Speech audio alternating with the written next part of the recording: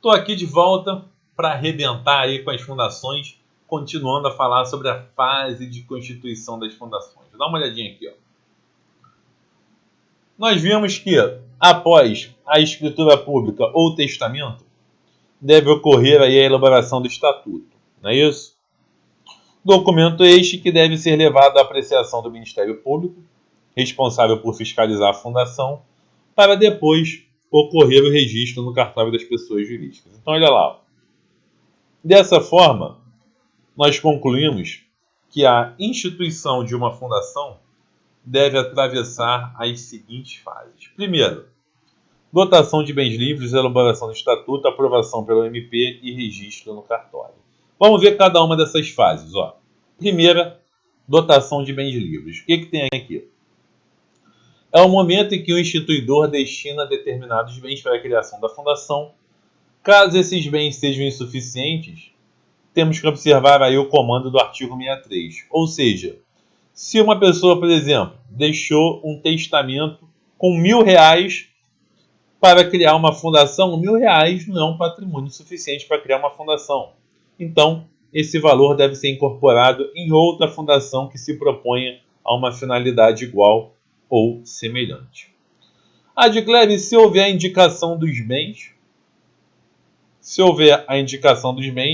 mas os bens não forem transferidos, ou seja, o artigo 64, constitui-se a fundação por negócio intervivos e o instituidor não transfere os bens. Nesse caso, ele vai ser obrigado a fazê-lo por mandado judicial. Vai vir uma ordem judicial mandando ele transferir os bens para a fundação. Adcleve, se ele não fizer, aí é crime, né? Crime de desobediência, tá bom? Então vamos lá. Houve a dotação de bens livres, agora vamos elaborar o estatuto da fundação. Essa elaboração pode ser própria, quando ela é feita pelo instituidor. Pode ser fiduciária, também quando fica a cargo de alguém de confiança do instituidor. E aí, caso a pessoa responsável pela elaboração do estatuto não faça no prazo estipulado, o encargo de elaborar esse estatuto caberá ao Ministério Público nos termos do artigo 65. Dá uma olhada aqui, ó. Aqueles a quem o instituidor cometer a aplicação do patrimônio, tendo ciência do encargo, formularão logo, de acordo com as suas bases, o estatuto da fundação projetada, submetendo em seguida à aprovação da autoridade competente com recurso ao juiz. Se o estatuto não for elaborado no prazo assinado pelo instituidor ou não havendo prazo em 180 dias, a incumbência caberá ao MP. Então, o Ministério Público será encarregado de elaborar o estatuto na inércia em se tratando do estatuto fiduciário. Tá bom? Mas por que o MP? Veja que a fundação ela tem uma finalidade que é em prol da sociedade. Tá? E quem cuida da sociedade é justamente o Ministério Público. Ele que é o fiscal da lei em prol da sociedade. Item 3. Sendo elaborado pelo próprio instituidor ou pessoa de sua confiança, a aprovação do estatuto fica a cargo do MP. Entretanto, caso o MP não aprove, o estatuto poderá passar pela apreciação do juiz da comarca de forma subsidiária. Então, existe aqui um recurso ao judiciário. Tá? Adcleve, aí no caso da inércia na elaboração do estatuto, se o estatuto ele for elaborado pelo MP, aí, nesse caso, sempre terá que passar pela aprovação do juiz. Beleza? O artigo 66 também foi modificado pela Lei 13.151. Esse artigo trata da fiscalização das fundações. Quem tem que fiscalizar as fundações? O MPE, o Ministério Público Estadual. Ele é o órgão encarregado de fiscalizar as fundações. Adcleve, E se a fundação funcionar no Distrito Federal? O Distrito Federal não tem MPE. Vai ser o MPF? Não. No Distrito Federal vai ser o MPD-FT, ou seja, Ministério Público do Distrito Federal e Territórios. Tá ok? Anota aqui, ó, MPD-FT.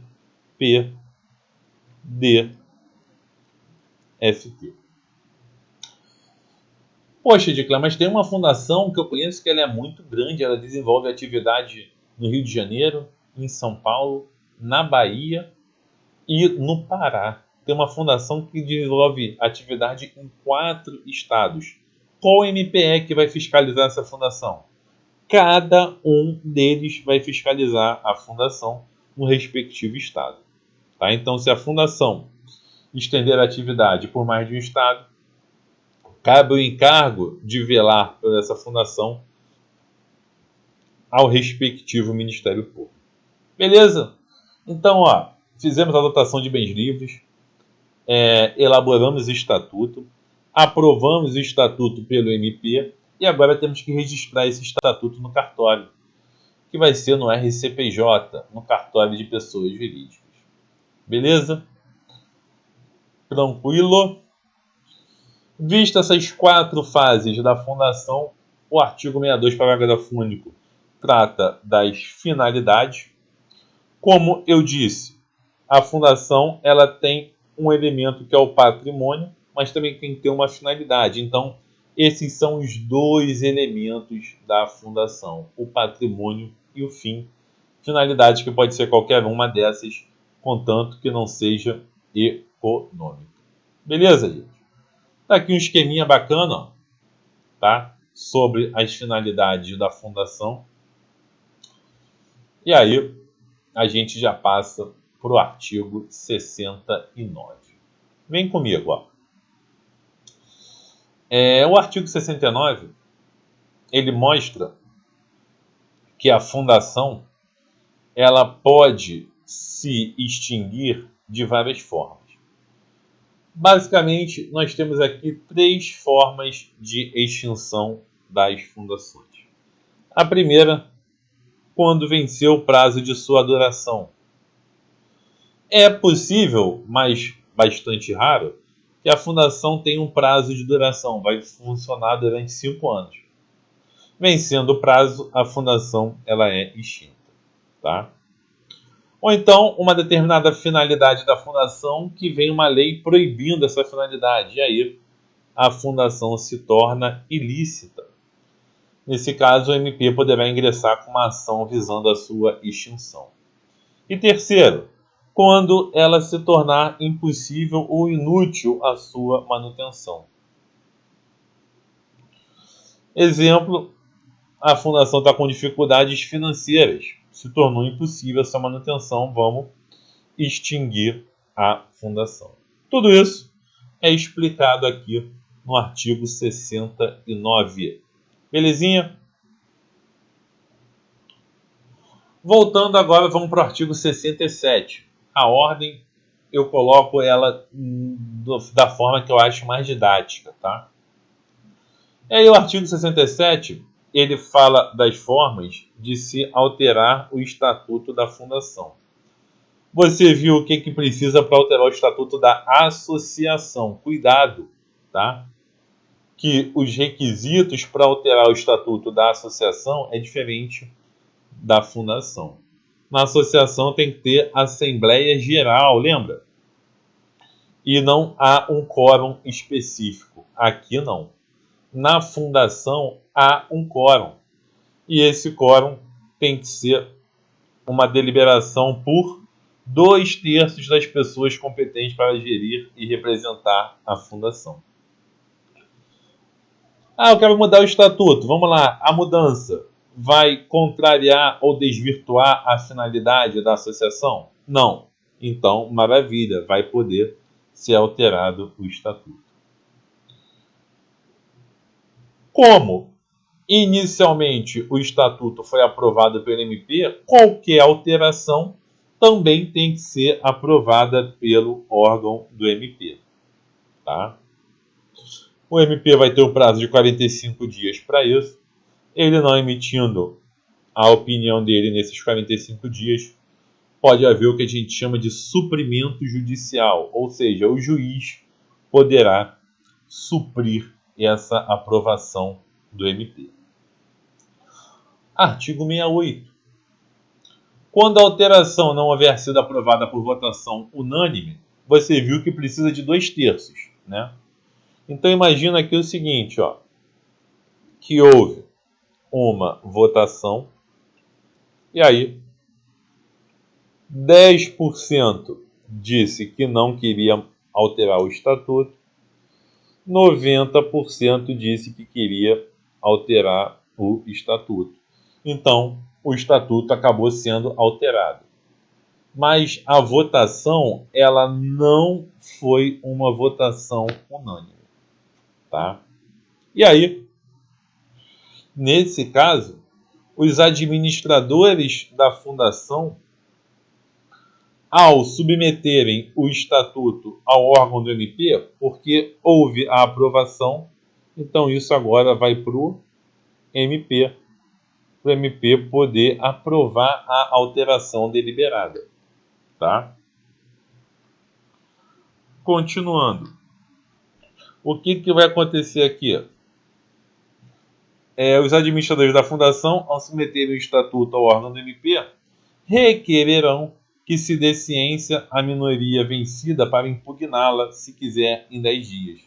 Então, esta minoria vencida aqui, poderá impugnar a alteração do estatuto junto ao Ministério Público. Ok? Pode haver aqui a impugnação. Tranquilo, gente? Beleza. Olha só, nem doeu. Já abordamos os dispositivos inerentes aqui às fundações. Tá bom? Fundação, game over. Tá? De Cleber, você tinha falado também dos partidos políticos, mas disse que eles eram estudados em lei específica e especialmente no direito eleitoral. Exatamente. Está aqui no artigo 44, parágrafo 3º. Os partidos políticos serão organizados e funcionarão conforme disposto em lei específica. Show de bola, nenhuma novidade para gente. E aí vem a letra E, que trata das organizações religiosas. Como eu disse anteriormente, apenas um dispositivo do Código Civil versa sobre elas, que é o 44, parágrafo 1º. Dá uma lida junto comigo aqui. São livres a criação, a organização, a estruturação interna e o funcionamento das organizações religiosas, sendo vedado ao poder público negar-lhes reconhecimento ou registro dos atos constitutivos e necessários ao seu funcionamento. Então, eu quero criar uma organização religiosa. Tenho todos os documentos, a finalidade é lícita, está tudo certinho. O poder público pode negar o registro da minha organização religiosa? Não, não pode. Isso é o quê? Isso é vedado. Tá bom? Continuando, apenas para ilustrar aqui a figura da EIRELI, da Empresa Individual de Responsabilidade Limitada. Foi constituída pela Lei 12441 de 2011 e existe, eu não lembro se é uma resolução ou um decreto que fala sobre ela, detalhando melhor as características da EIRELI, mas o que costuma ser cobrado em prova está aqui no artigo 980-A. Artigo esse que eu vou deixar para você como dever de casa, tá bom? Tem até um esqueminha aqui com as características da EIRELI, mais para desencargo de consciência, né? Porque eu já vou para o item 3 agora da nossa aula. Esse também é bacana, também é importante. Você viu as diversas pessoas jurídicas que existem, as que são estudadas no direito privado, especificamente, né? E agora, nós vamos fazer aqui uma comparação.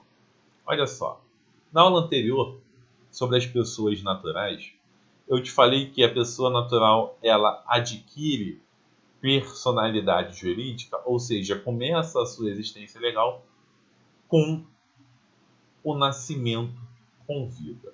Ou seja, por meio do nascimento com vida, com a primeira respiração, respirou, já adquiriu personalidade jurídica.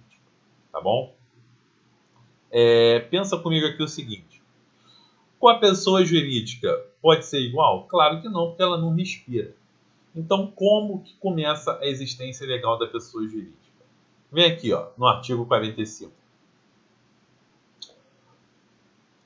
Vem dizendo, começa a existência legal das pessoas jurídicas de direito privado com a inscrição do ato constitutivo no respectivo registro. Então, eu tenho aqui 2 pontos.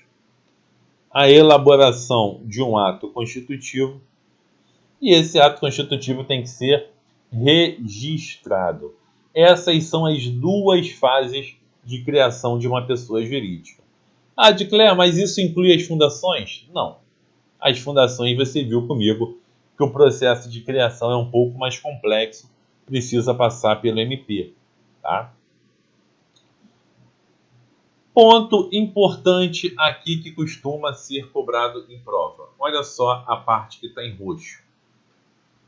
Algumas pessoas jurídicas, para serem criadas, não basta simplesmente elaborar um ato constitutivo e fazer o registro disso.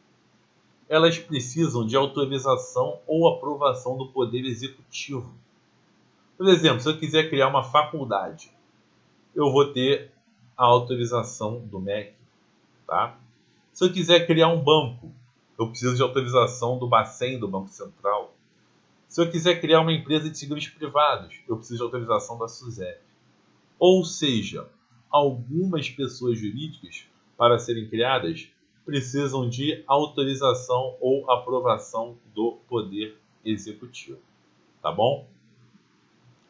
Vamos esquematizar isso? Olha só. Lembra do esqueminha? Tá aqui, ó. Não perdemos o nosso esqueminha, né? Então vamos continuar com ele. Essas pessoas jurídicas de direito privado aqui precisam elaborar, com exceção das fundações que o processo é mais complexo, precisam elaborar um ato constitutivo e fazer o respectivo registro desse ato constitutivo. Show de bola. Entretanto, em algumas situações, pode ser necessária autorização ou aprovação do Poder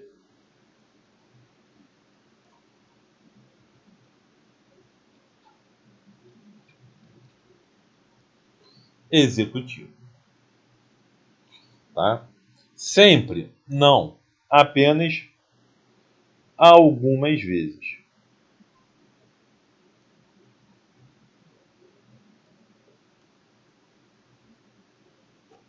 Legal? Poxa, Claire, interessante isso aqui. Eu vi que foi elaborado um ato constitutivo. Vi também que essa elaboração do ato constitutivo, ela tinha um vício. Ou seja, a pessoa jurídica foi criada, mas houve um vício nesse processo de criação.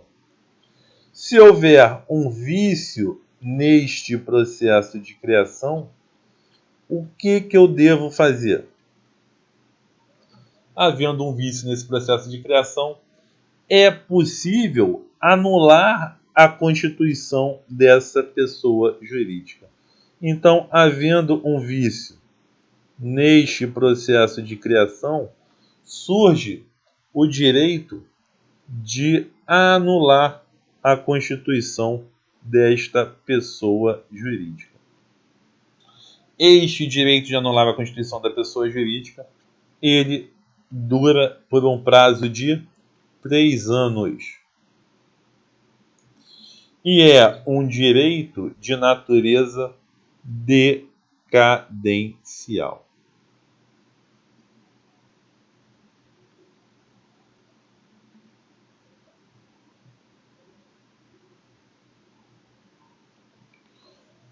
Mas, Claire, você ainda não tinha me falado sobre isso. Pois é o que eu ia falar agora. Olha só o parágrafo único. Decai em 3 anos o direito de anular a constituição das pessoas jurídicas de direito privado por defeito no ato respectivo, contado do prazo da publicação de sua inscrição no respectivo registro. Então aqui o prazo é de natureza decadencial, o período é de 3 anos, falando do defeito, né? Falando aqui do vício existente no ato constitutivo. Tem que saber que o prazo é de natureza decadencial e tem que saber o quantitativo desse prazo, que é de 3 anos. As bancas gostam de cobrar isso. Tranquilo, pessoal? Dando prosseguimento, eu detalhei o processo de elaboração do ato constitutivo, expliquei bonitinho aqui, dá uma lida com calma, tá? E detalhei também o registro. É legal você saber que o registro ele pode ser em 2 órgãos. No RCPJ, dependendo da pessoa jurídica, Registro Civil de Pessoas Jurídicas, ou na junta comercial, como é o caso das sociedades empresárias, que a gente vai chamar aqui de Registro Público de Empresas Mercantis. Beleza, gente? E quando necessário, deve haver autorização ou aprovação do Poder Executivo, exemplo dos bancos, né, das faculdades e por aí vai. Pessoal, já mudei, tá? Já estamos aqui na página 18. E aí, tudo que eu falei está escrito aqui bonitinho. Só falta explicar para você esse quadrinho aqui, ó, que trata do registro. Veja bem, ó, vamos bater um papo, tá? Vem conversar com o titio de Claire. Bater um papinho. Imagina uma pessoa natural que nasceu, só que ela nasceu numa cidade do interior, no meio de uma fazenda, e aí ela não foi registrada no cartório. Essa pessoa já tem 10 anos de idade e ainda não foi registrada. Eu posso falar que essa pessoa não tem personalidade? Não. Não posso falar isso. Independentemente do registro, essa pessoa ela vai ter, sim, personalidade, capacidade de direito. Tá? O registro, no que tange às pessoas naturais, ele tem efeitos declaratórios. Eles declaram que quando a pessoa nasceu, ela adquiriu personalidade jurídica. Mas é diferente da PJ. A pessoa jurídica que está aqui, ó o nosso quadradinho aqui, o nosso esqueminha. Se ela não fizer o registro, seja no cartório, né, no RCPJ ou no RPEM, ela não vai adquirir personalidade. Então, para a PJ, o registro ele tem natureza constitutiva. Isso é importantíssimo. Importantíssimo. Tá bom? Tranquilo? Esse aviso aqui nós já vimos. Esse aviso importante, tá? Do prazo de 3 anos, que tem natureza decadencial. E aí vem o item 4. Olha só. Ele trata do fim da existência legal da pessoa jurídica. Gente, as pessoas jurídicas elas podem ser distintas de diversas formas. E eu esquematizei isso aqui. Ó. Não esquematizei não? Então vou esquematizar agora para você. Vamos lá. Primeiramente, as pessoas jurídicas de direito público são, né, criadas e se extinguem por fatos históricos, por lei, por norma. Por exemplo, como que se criou o Brasil? Fato histórico. Como que se cria uma autarquia? Por lei. Isso aí não vem muito ao caso agora. Eu coloco mais por curiosidade. Agora, as PJs de direito privado, elas podem terminar por meio de uma dissolução dos seus atos, tá? E aí, a dissolução vai ser um ato declaratório motivado por causas supervenientes à constituição da sociedade, oriundo de deliberação dos sócios do Poder Judiciário ou de autoridade administrativa. É isso que eu queria mostrar para você. Ó. A dissolução ela pode ser por deliberação dos sócios, pode ser em razão de uma sentença judicial ou em razão da autoridade administrativa que caça a autorização ou aprovação do Poder Executivo, por exemplo. Conclusão: a dissolução da pessoa jurídica, a dissolução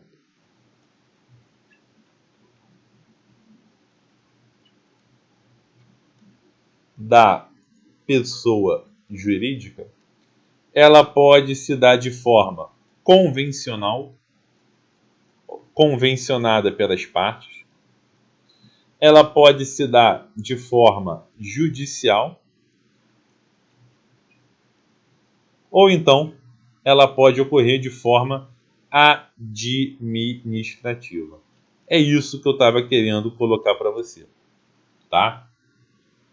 Essas são as 3 formas de dissolução da pessoa jurídica que estão aqui, ó, esquematizadas neste parágrafo. Obviamente que após, que para haver a dissolução tem que ter a liquidação, que é a desativação operacional da sociedade, a apuração do passivo e do ativo para poder pagar tudo. Então vê quem está devendo, paga, faz a liquidação para aí sim, encerrada a liquidação, promover-se o cancelamento da inscrição da pessoa jurídica no respectivo registro. Beleza, gente? Tranquilo? É o que diz o artigo 51. Ó. No caso de dissolução da pessoa jurídica ou cassada a autorização para seu funcionamento, ela subsistirá para os fins de liquidação até que a liquidação se conclua, tá? Eu quero dissolver uma pessoa jurídica, tem que fazer um registro no cartório? Não, vai ser uma averbação. O registro é o ato original, a averbação muda o ato original. Por isso, uma averbação, lembra da diferença que nós vimos na aula anterior, tá? Show de bola, pessoal. Encerrada a liquidação, vai fazer o cancelamento da inscrição, bababá, nada demais aqui. E aí já vem o item 5, que trata da desconsideração da personalidade jurídica. É um item muito importante, por isso eu vou fazer um break, pedir para você aí lavar o rosto, lava o rosto, tá? Esfrega a cara, toma um café e volta para cá para a gente arrebentar esse. Belezinha? Um abraço.